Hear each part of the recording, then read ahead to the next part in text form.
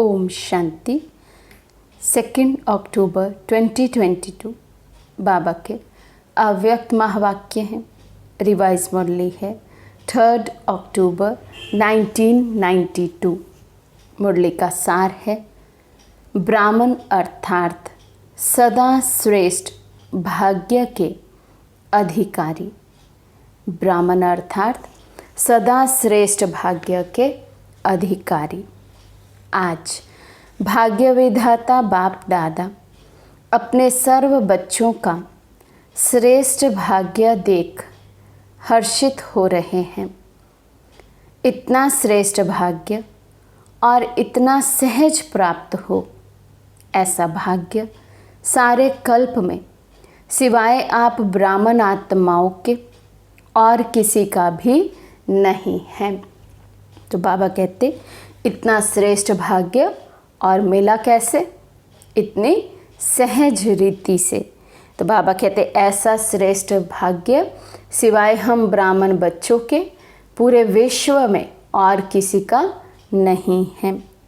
सिर्फ आप ब्राह्मण आत्माएं इस भाग्य के अधिकारी हो।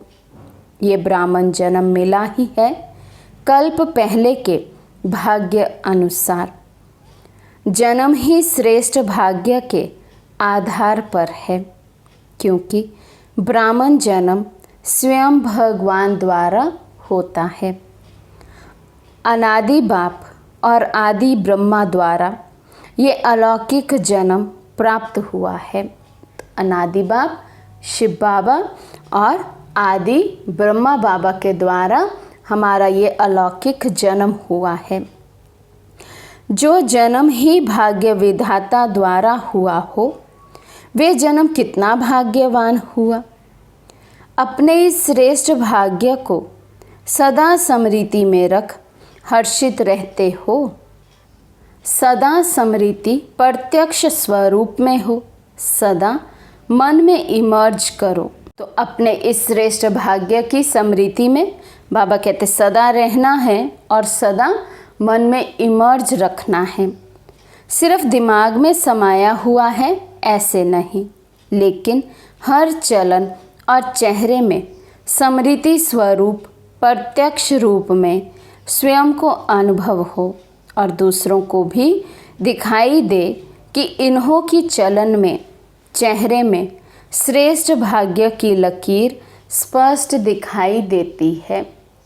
इतना अपने भाग्य का हमें नशा हो तो बाबा कहते दूसरों को भी हमारे चेहरे से, चलन से, हर कर्म से वो भाग्य की फलक की झलक नज़र आए।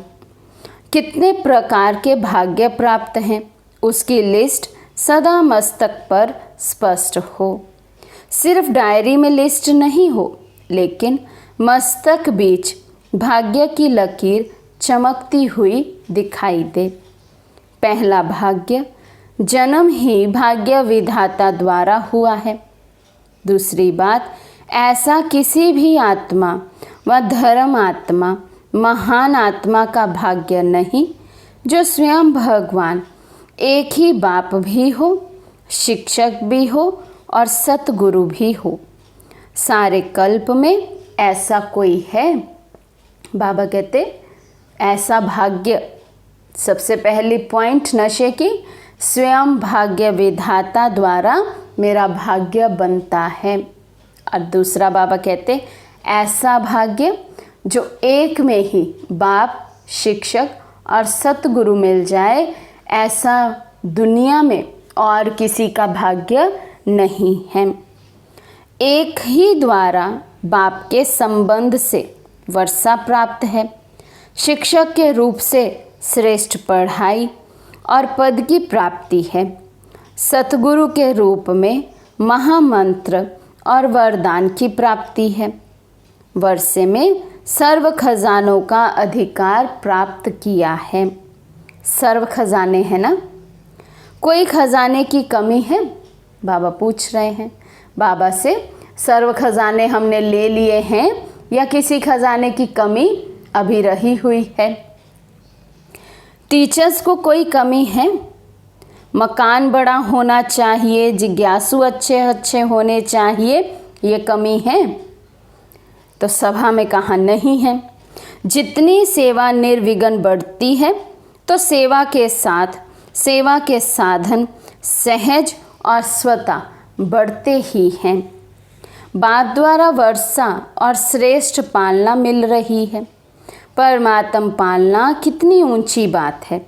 भक्ति में गाते हैं परमात्मा पालनहार है, लेकिन आप भाग्यवान आत्माएं हर कदम परमात्मा पालना के द्वारा ही अनुभव करते हो। भक्ति में तो बाबा कहते केवल गायन ही किया कि हाँ भगवान ही सबका पालनहार है, लेकिन बाबा कहते यहाँ तो हम बच्चे एक एक सेकंड के अनुभवी हैं कि कैसे परमात्मा पालना में हम पल रहे हैं।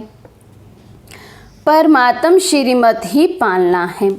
बिना श्रीमत अर्थात परमात्मा पालना के एक कदम भी नहीं उठा सकते। ऐसी पालना सिर्फ अभी प्राप्त है, सतयुग में भी नहीं मिलेगी। वे देव आत्माओं की पालना है और अभी परमात्मा पालना में चल रहे हो। अभी प्रत्यक्ष अनुभव से कह सकते हो कि हमारा पालनहार स्वयं भगवान है।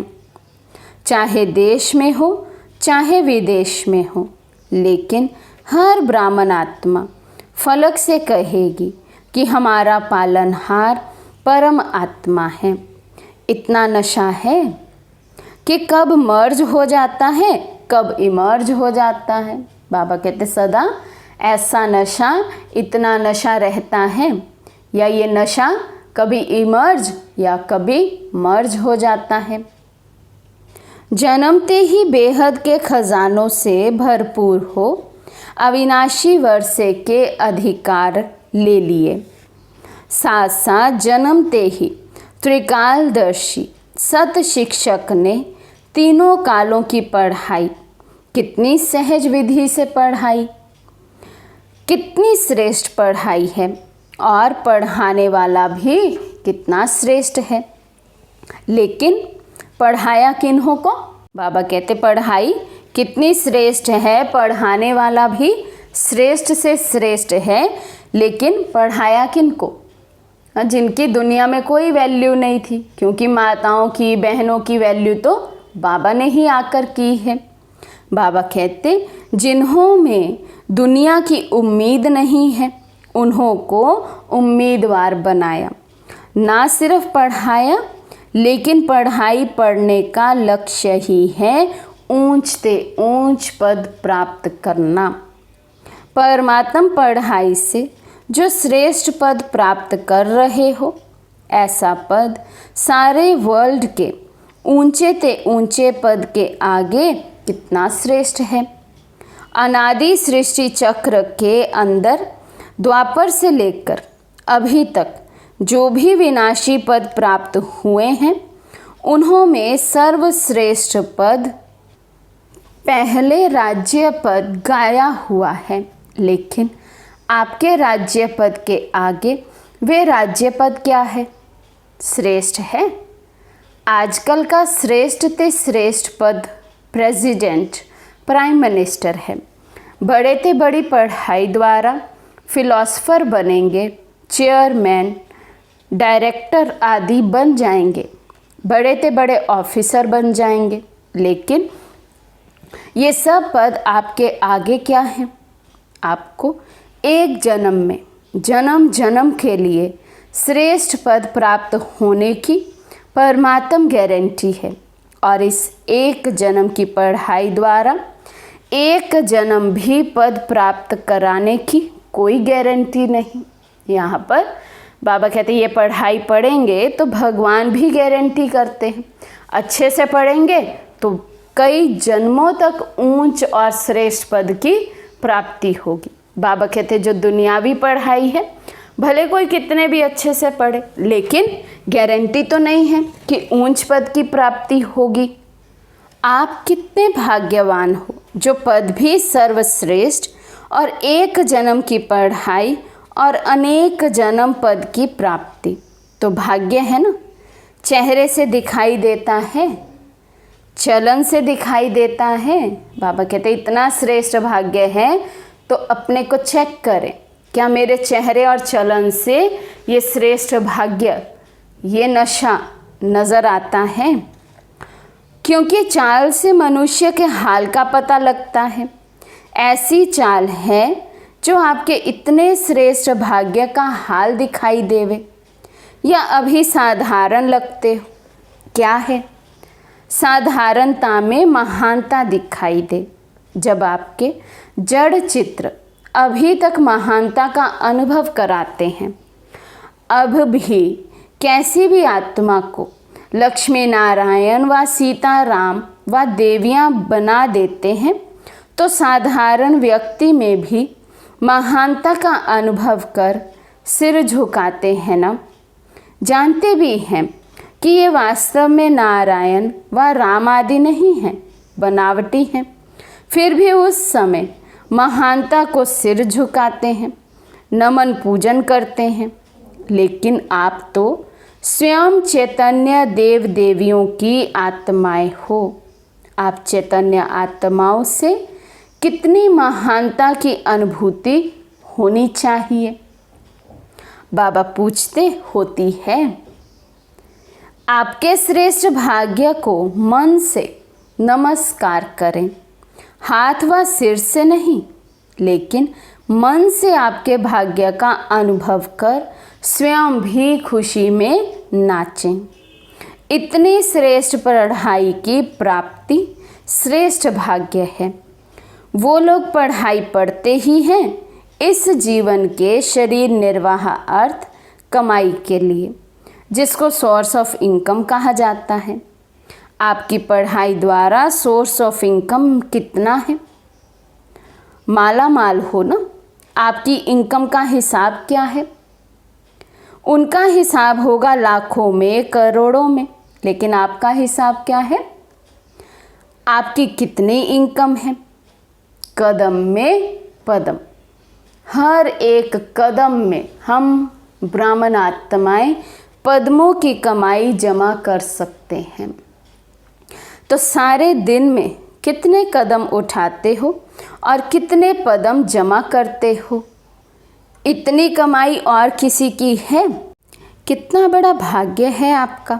तो ऐसे अपनी पढ़ाई के भाग्य को इमर्ज रूप में अनुभव करो। किसी से पूछते हैं तो कहते हैं ब्रह्मा कुमार और ब्रह्मा कुमारी तो हैं, बन तो गए हैं, लेकिन ब्रह्मा कुमार व ब्रह्मा कुमारी अर्थात श्रेष्ठ भाग्य की लकीर मस्तक में चमकती दिखाई दे। तो बाबा कहते, कहने को कहें कि हम बीके बन गए, ब्रह्मा कुमार ब्रह्मा कुमारी बन गए और चेहरा मुरझाया हुआ हो, तो बाबा कहते उसको ब्रह्मा कुमार ब्रह्मा कुमारी नहीं कहेंगे। जिनके चेहरे से ऐसे श्रेष्ठ भाग्य की लकीर मस्तक पर दूसरी आत्माओं को दिखाई दे, अनुभव हो, उन्हें ओरिजिनल में ब्रह्मा कुमार ब्रह्मा कुमारी कहेंगे।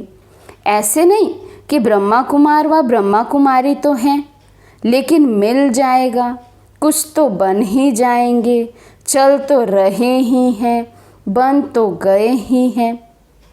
बन गए हैं या भाग्य को देख करके उड़ रहे हैं? इसमें बन तो गए हैं, बन ही रहे हैं, चल ही रहे हैं, ये बोल किसके हैं? श्रेष्ठ भाग्यवान के ये बोल हैं। बाबा कहते चेक करो अपनी वाणी से, क्या वो नशा, वो एक खुमारी इतने श्रेष्ठ भाग्य की नजर आती है? ब्रह्मा कुमार और ब्रह्मा कुमारी अर्थात मौज से मोहब्बत की जीवन बिताने वाले। ऐसे नहीं कभी मजबूरी कभी मोहब्बत। जब कोई समस्या आती है तो क्या कहते हो? चाहते नहीं थे लेकिन मजबूर हो गए हैं। भाग्यवान अर्थात मजबूरी खत्म, मोहब्बत से चलने वाले। चाहते तो हैं लेकिन ऐसी भाषा भाग्यवान ब्राह्मण आत्माओं की नहीं है। भाग्यवान आत्माएं मोहब्बत के झूले में मौज में उड़ती है, उड़ती कला की मौज में रहती है। मजबूरी उनके आगे आ नहीं सकती। समझा? अपना श्रेष्ठ भाग्य मर्ज नहीं रखो, इमर्ज करो।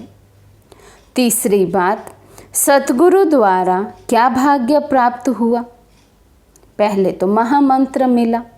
सतगुरु का महामंत्र क्या मिला? पवित्र बनो, योगी बनो।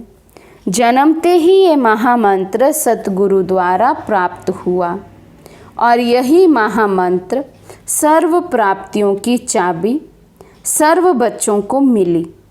योगी जीवन, पवित्र जीवन ही सर्व प्राप्तियों का आधार है, इसलिए ये चाबी है। अगर पवित्रता नहीं, योगी जीवन नहीं, तो अधिकारी होते हुए भी अधिकार की अनुभूति नहीं कर सकेंगे। इसलिए ये महामंत्र सर्व खजानों के अनुभूति की चाबी है। ऐसी चाबी का महामंत्र सतगुरु द्वारा सभी को श्रेष्ठ भाग्य में मिला है और साथ साथ सतगुरु द्वारा वरदान प्राप्त हुए हैं। वरदानों की लिस्ट तो बहुत लंबी है ना। कितने वरदान मिले हैं? इतने वरदानों का भाग्य प्राप्त है जो वरदानों से ही सारी ब्राह्मण जीवन बिता रहे हो और बिता सकते हो। कितने वरदान हैं? लिस्ट का मालूम है तो वर्षा भी है, पढ़ाई भी है, महामंत्र की चाबी और वरदानों की खान भी है। तो कितने भाग्यवान हो। या छिपा कर रखा है, आगे चल अंत में खोलेंगे। बहुत काल से भाग्य की अनुभूति करने वाले अंत में भी पद्मा पदम भाग्यवान प्रत्यक्ष होंगे। अब नहीं तो अंत में भी नहीं, अभी है तो अंत में भी है। ऐसे कभी नहीं सोचना कि संपूर्ण तो अंत में बनना है। संपूर्णता के जीवन का अनुभव अभी से आरंभ होगा, तब अंत में प्रत्यक्ष रूप में आएंगे। अभी स्वयं को अनुभव हो, औरों को अनुभव हो, जो समीप संपर्क में आए हैं उन्हों को अनुभव हो और अंत में विश्व में प्रत्यक्ष होगा। समझा? बाप दादा आज सर्व बच्चों के भाग्य की श्रेष्ठ लकीर को देख रहे थे। जितना बाप ने भाग्य देखा उतना ही बच्चे सदा अनुभव कम करते हैं। बाबा कितनी ऊंच दृष्टि से हमें देख रहे हैं। हमारे जैसा भाग्यवान बाबा की नज़रों में कोई और है ही नहीं। लेकिन बाबा कहते उतना बच्चों को अनुभव नहीं है अपने भाग्य का। बच्चों को वो नशा नहीं है अपने भाग्य का। भाग्य की खान सभी को प्राप्त है, लेकिन कोई को कार्य में लगाना आता है और कोई को कार्य में लगाना नहीं आता है। जितना लगा सकते उतना नहीं लगाते हैं। मिला सबको एक जैसा है, लेकिन खजाने को कार्य में लगाकर बाप का खजाना सो अपना खजाना अनुभव करना, इसमें नंबरवार है। बाप ने नंबरवार नहीं दिया, दिया सबको नंबर 1 है, लेकिन कार्य में लगाना इसमें अपने आप नंबर बना दिए हैं। समझा? नंबर क्यों बने हैं? जितना यूज़ करेंगे, कार्य में लगाएंगे, उतना बढ़ता जाएगा। मर्ज करके रख देंगे तो बढ़ेगा नहीं, और स्वयं भी अनुभव नहीं करेंगे तो दूसरों को भी अनुभव नहीं करा सकेंगे। इसलिए चलन और चेहरे में लाओ।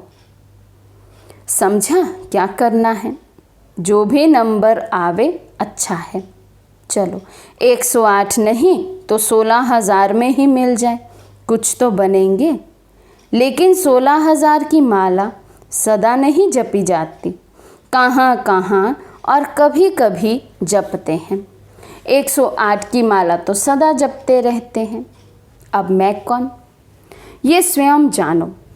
अगर बाप कहेंगे व और कोई कहेंगे कि आप तो 16,000 में आएंगे, तो क्या कहेंगे? मानेंगे? क्वेश्चन मार्क शुरू हो जाएंगे। इसलिए अपने आप को जानो, मैं कौन। अच्छा, चारों ओर के सर्वश्रेष्ठ भाग्यवान आत्माओं को, सर्व जन्म से प्राप्त परमात्म जन्म अधिकारी आत्माओं को, सर्व बाप द्वारा श्रेष्ठ वर्षा और परमात्म पालना लेने वाले सत शिक्षक द्वारा श्रेष्ठ पढ़ाई का श्रेष्ठ पद और श्रेष्ठ कमाई करने वाले सतगुरु द्वारा महामंत्र और सर्व वरदान प्राप्त करने वाले ऐसे अति श्रेष्ठ पद्मा पदम, हर कदम में पदम जमा करने वाली श्रेष्ठ आत्माओं को बाप दादा का याद प्यार और नमस्ते। हम रूहानी बच्चों की रूहानी बाप दादा को दिल व जान सिकवा प्रेम से नमस्ते नमस्ते नमस्ते जी।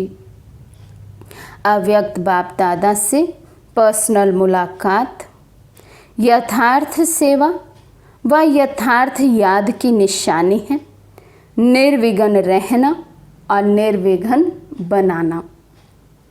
सदा अपने श्रेष्ठ भाग्य के गीत स्वतः ही मन में बजते रहते हैं। बाबा पूछ रहे हैं, याद नहीं दिलाना पड़े स्वयं को भी कि मेरा भाग्य कितना श्रेष्ठ है, बल्कि बाबा कहते स्वतः ही वो गीत अंदर में बजते रहने चाहिए। वह मेरा श्रेष्ठ भाग्य वह। ये अनादि अविनाशी गीत है, इसको बजाना नहीं पड़ता, लेकिन स्वतः ही बजता है।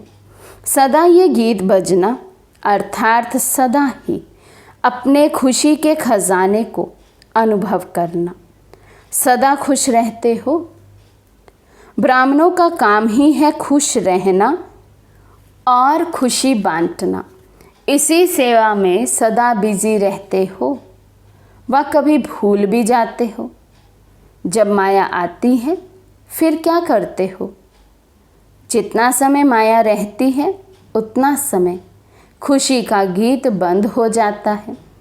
बाप का सदा साथ है तो माया आ नहीं सकती।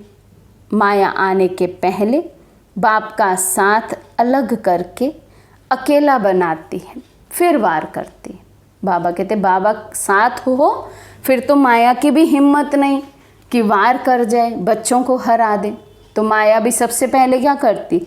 बाबा से कनेक्शन तोड़वाती है। अगर बाप साथ है तो माया नमस्कार करेगी, वार नहीं करेगी। तो माया को जब अच्छी तरह से जान गए हो कि ये दुश्मन है, तो फिर आने क्यों देते हो? साथ छोड़ देते हो ना, इसलिए माया को आने का दरवाज़ा मिल जाता है। दरवाजे को डबल लॉक लगाओ, एक लॉक नहीं। आजकल एक लॉक नहीं चलता, तो डबल लॉक है याद और सेवा। सेवा भी निस्वार्थ सेवा, यही लॉक है। अगर निस्वार्थ सेवा नहीं तो वे लॉक ढीला लॉक हो जाता है, खुल जाता है। याद भी शक्तिशाली चाहिए। साधारण याद है तो भी लॉक नहीं कहेंगे। तो सदा चेक करो, याद तो है लेकिन साधारण याद है या शक्तिशाली याद है। ऐसे ही सेवा करते हो लेकिन निस्वार्थ सेवा है या कुछ ना कुछ स्वार्थ भरा हुआ है। सेवा करते हुए भी, याद में रहते हुए भी यदि माया आती है तो ज़रूर सेवा अथवा याद में कोई कमी है। सदा खुशी के गीत गाने वाली श्रेष्ठ भाग्यवान आत्माएं हैं। इसी स्मृति से आगे बढ़ो। यथार्थ योग व यथार्थ सेवा, ये निशानी है निर्विघ्न रहना और निर्विघ्न बनाना। निर्विघ्न हो या कभी कभी विघ्न आता है, फिर कभी पास हो जाते हो, कभी थोड़ा फेल हो जाते हो। कोई भी बात आती है, उसमें अगर किसी भी प्रकार की ज़रा भी फीलिंग आती है, ये क्यों, ये क्या, तो फीलिंग आना माना विघ्न।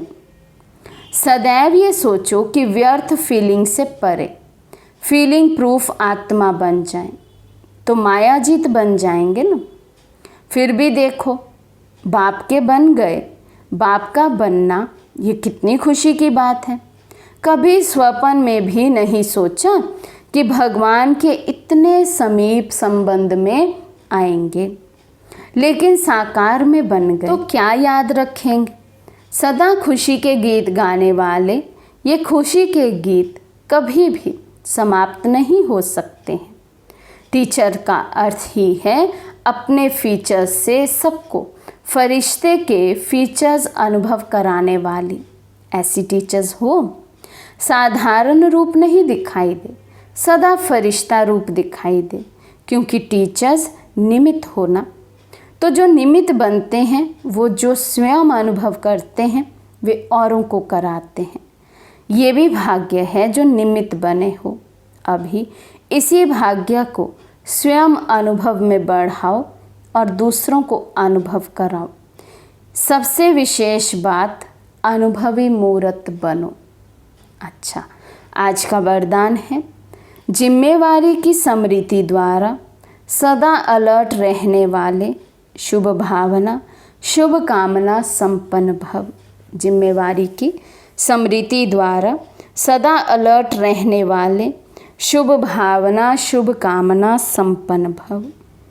आप बच्चे प्रकृति और मनुष्य आत्माओं की वृत्ति को परिवर्तन करने के जिम्मेवार हो, लेकिन ये जिम्मेवारी तब ही निभा सकेंगे जब आपकी वृत्ति शुभ भावना शुभ कामना से संपन्न, सतो प्रधान और शक्तिशाली होगी। जिम्मेवारी की स्मृति सदा अलर्ट बना देगी। हर आत्मा को मुक्ति, जीवन मुक्ति दिलाना, वर्षे के अधिकारी बनाना, ये बहुत बड़ी जिम्मेवारी है। इसलिए कभी अलबेलापन ना आए, वृत्ति साधारण ना हो। स्लोगन है, अपने हर कर्म द्वारा सहारे दाता बाप को प्रत्यक्ष करो तो अनेक आत्माओं को किनारा मिल जाएगा। अपने हर कर्म द्वारा सहारे दाता बाप को प्रत्यक्ष करो तो अनेक आत्माओं को किनारा मिल जाएगा। अच्छा, ओम शांति।